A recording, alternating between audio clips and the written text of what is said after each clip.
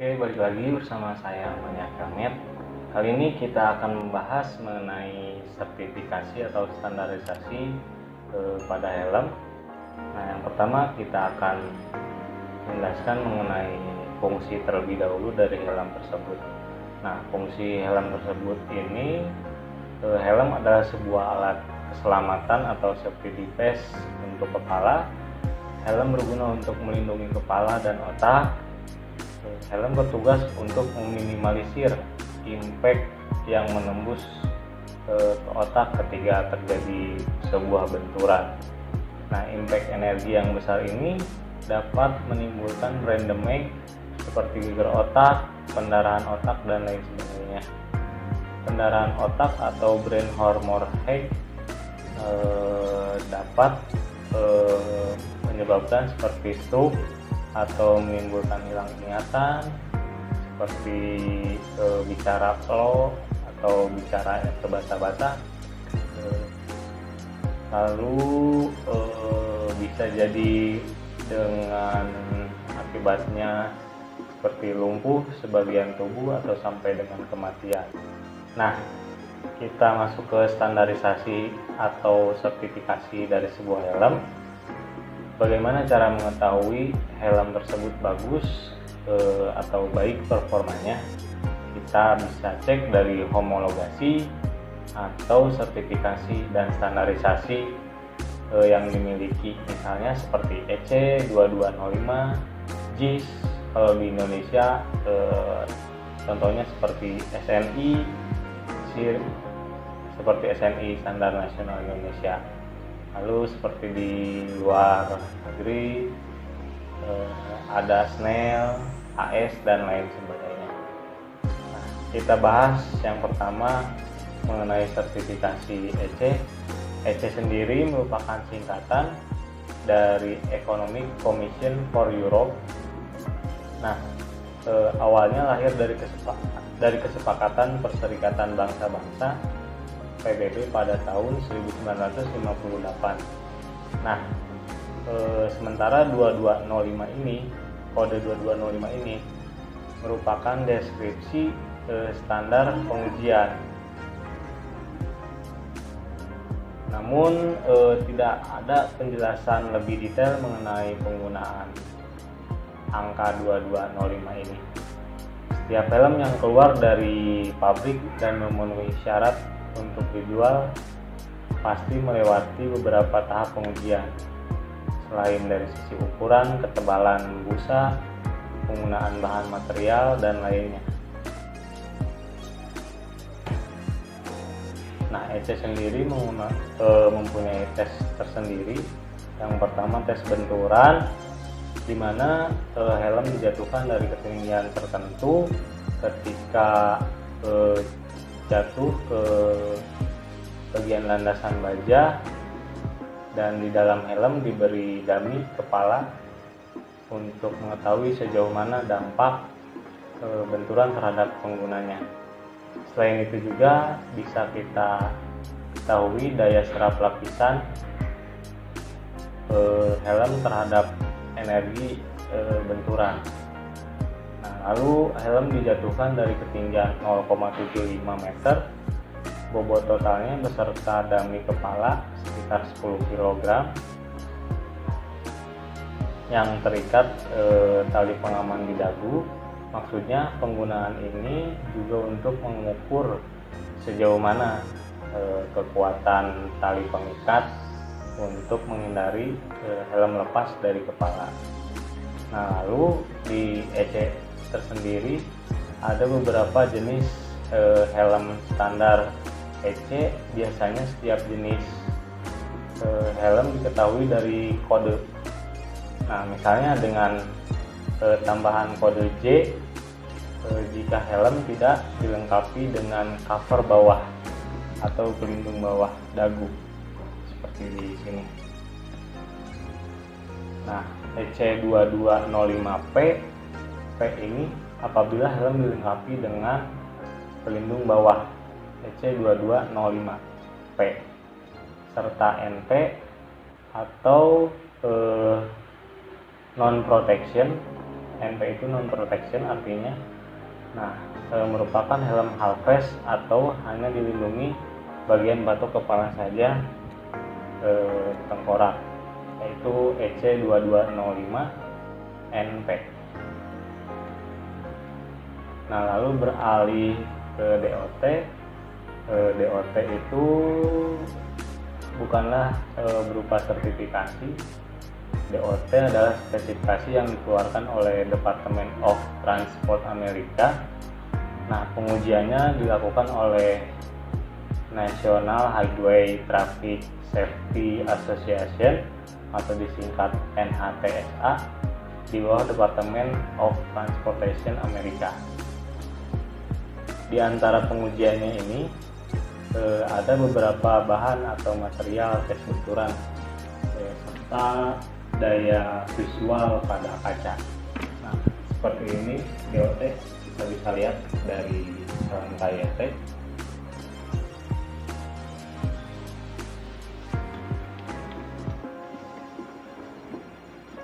Nah, DOT ini memiliki standarisasi mulai dari ketebalan dinding bagian dalam helm. Yang pertama, nah helm yang memenuhi standar federal memiliki ketebalan bagian dinding dalam yaitu 1 inci. Nah, pelapis dinding dalam terbuat dari bahan busa polistiren. Busa tersebut bisa menyerap energi benturan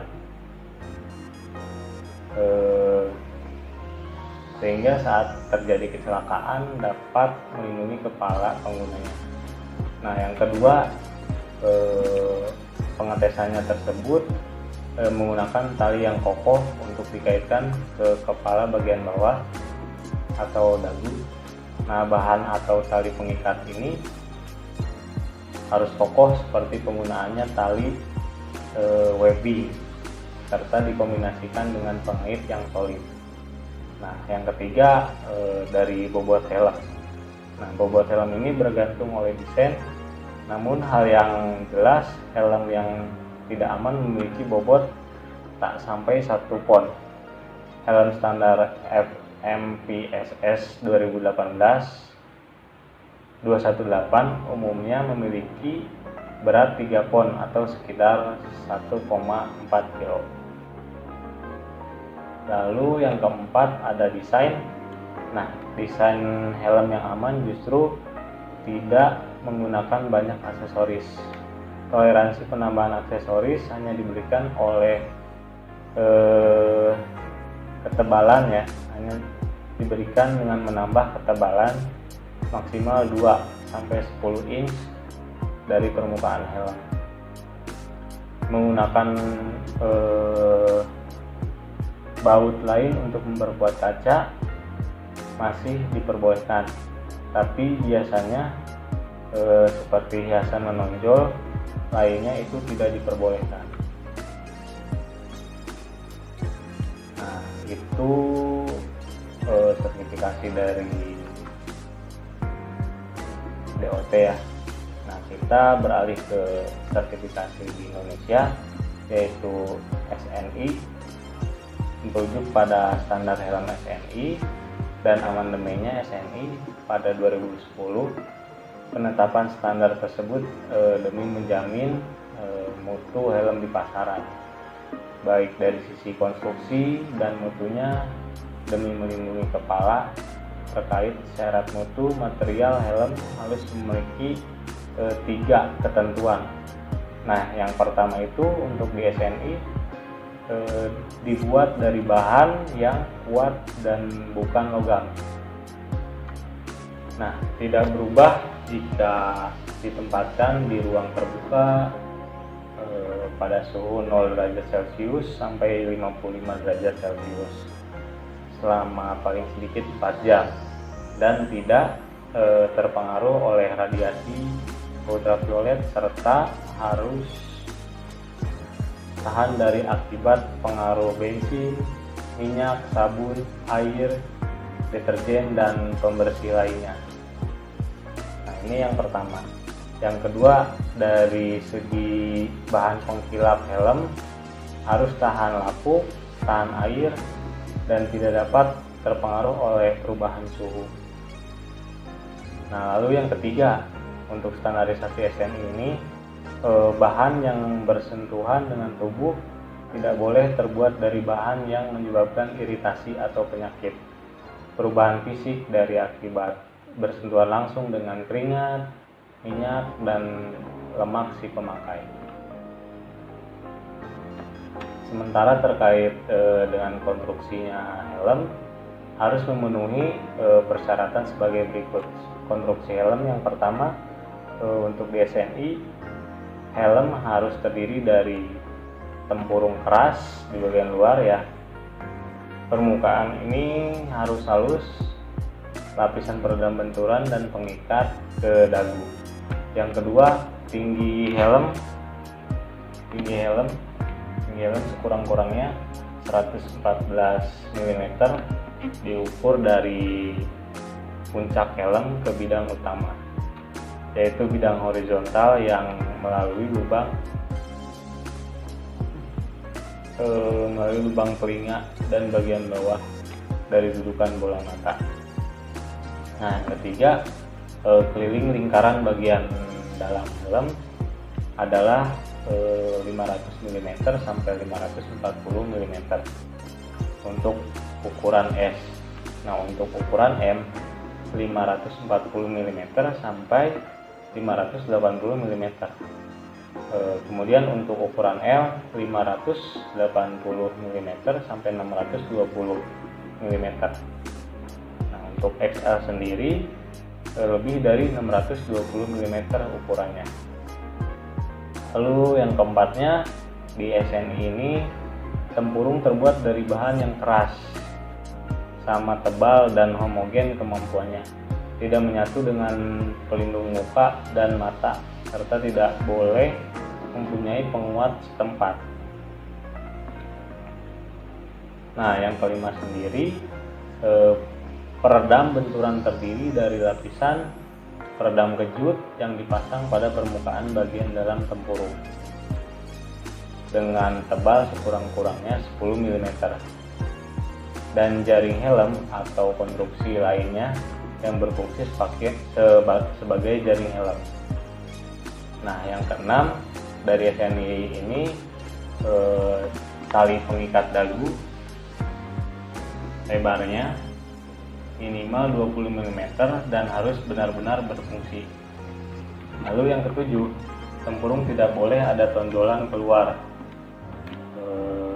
tinggi atau lebih dari 5 mm dari permukaan luar tempurung. Nah, yang kedelapan, lebar sudut pandang sekeliling sekurang-kurangnya 105 derajat pada tiap sisi, dan sudut pandang vertikal sekurang-kurangnya 30 derajat di atas dan 45 derajat di bawah bidang utama. Lalu yang kesembilan, helm harus dilengkapi dengan pelindung telinga, penutup leher, pad bisa dipindahkan, tameng atau tutup dagu. Nah, itu untuk di SNI ya. Nah, sekarang berpindah ke Snell. Nah, Snell sendiri adalah sebuah lisensi standar keamanan berkualitas tinggi untuk helm. Biasanya orang yang membutuhkan helm-helm ini hanya untuk kebutuhan tertentu, sebagai kebutuhan balap, cross, atau ajang otomotif lainnya. Nah, yang memiliki kecelakaan tingkat tinggi. Jadi wajar saja jika Snell ini ketika dijumpai hanya pada helm-helm dengan harga menengah ke atas atau bisa dibilang mahal, seperti kayak TC5 Race ini. Bisa kita lihat sertifikasinya sudah menggunakan Snell. Nah, lisensi Snell ini dikeluarkan oleh sebuah organisasi non-profit yang bernama Snell Memorial Foundation. Nama Snell ini diambil dari pembalap mobil sport populer ternama, yaitu William Peter Snell. Peter Snell ini meninggal karena kecelakaan saat melakoni balap pada tahun 1956 karena cedera kepala masif yang didapatnya saat helm balapnya itu dikenakan dan tidak melindungi kepalanya dengan baik. Nah, Snell sendiri sebagai lembaga institusi standar independen yang tidak terikat pada regulasi negara manapun. Nah, para produsen helm kelas dunia mendukung lembaga ini untuk mengakui bahwa lembaga ini memiliki standar yang sangat tinggi. Snell bahkan melakukan uji kelayakan yang lebih ketat jika dibandingkan dengan BOT kayak seperti SNI. Helm yang sudah menggunakan sertifikasi Snell ini menandakan helm tersebut sudah diakui secara internasional, mulai dari pengecekan dari ketahanan helm dalam segi cuaca panas dingin, lalu dari segi benturan apakah helm bisa mengalami pecah atau di bagian tali bisa mengalami putus. Itu benar-benar sangat diuji. Jika saya lihat di pengujian Snell itu, di bagian tali ini dia posisinya ditarik ke bagian bawah sampai ukurannya nggak tahu sampai berapa ya kurang lebihnya. Nah, lalu dilempar dari bagian atas dengan suatu alat ke bawah dan dicek apakah dampaknya sangat parah atau masih aman untuk pengguna.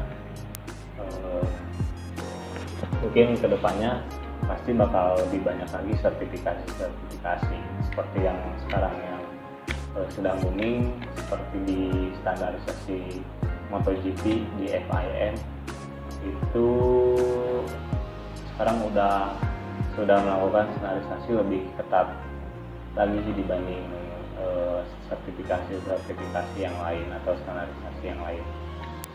Nah, mungkin sekian penjelasan saya mengenai standarisasi. Kurang lebihnya kalian bisa cantumin di kolom komentar. Mungkin kalian bisa lebih tahu atau kita bisa lebih sharing lah di kolom komentar. Oke, terima kasih. Salam Maniak Helmet.